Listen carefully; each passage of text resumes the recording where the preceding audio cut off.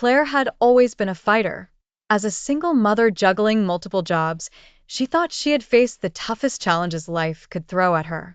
But nothing prepared her for the nightmare of losing her son, Tommy. The warmth of his laughter, the gentle feel of his tiny hand in hers, all vanished one cold autumn day when he simply disappeared from the neighborhood playground. The police had given up after a few months, marking it as a tragic mystery, but Claire's heart refused to accept this fate. Though the search hollowed her out emotionally and financially, she moved into a cheap apartment on the outskirts of the city, hoping for a fresh start. The building was ancient, with cracked walls and dented corridors echoing their age with an uneasy silence. The landlord had been suspiciously eager to offer her a low rent, brushing aside the complaints about the creaky pipes and dodgy wiring. Desperate to hold on to any semblance of stability, Claire took it. It wasn't long before she began hearing Tommy's voice. Initially, it was faint, a soft whisper that tickled the edges of her consciousness as she lay in bed. She dismissed it as an echo of her grief, a cruel trick played by her desperate mind. But the whispers persisted, growing louder and more coherent with each passing day. Claire was convinced it was Tommy, calling out for her, trapped somewhere beyond the walls. She placed her ear close to the wallpaper, driven by a wild hope, a conviction fueled by a mother's undying love. The other tenants were peculiar. Their gazes flickered towards the ground, never meeting anyone's eyes.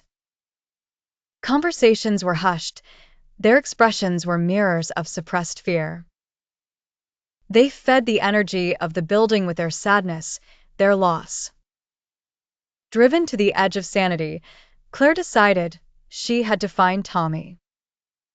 One rainy night, with enough frantic energy coursing through her veins, she began tearing at the walls, clawing through the wood and plaster. A neighbor, Mrs. Donovan, found her and pulled her away from the destruction, her own eyes haunted. "Don't you see?" Mrs. Donovan whispered, guiding Claire back to her apartment with shaky hands. "The building it feeds off us, the lost, the grieving, those of us consumed by despair." Claire stared at her in disbelief, the weight of Mrs. Donovan's words sinking in. The building, this sinister monument of misery, thrived on the echoes of human despair.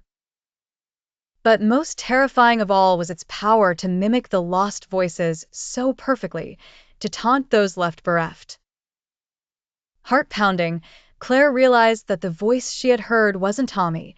It was a monster's whisper, preying on her vulnerabilities, enticing her to linger in a place that fed on her pain. Armed with this knowledge, Claire resolved to escape. She gathered her few belongings, determined to break free from the malignant entity that sought to ensnare her.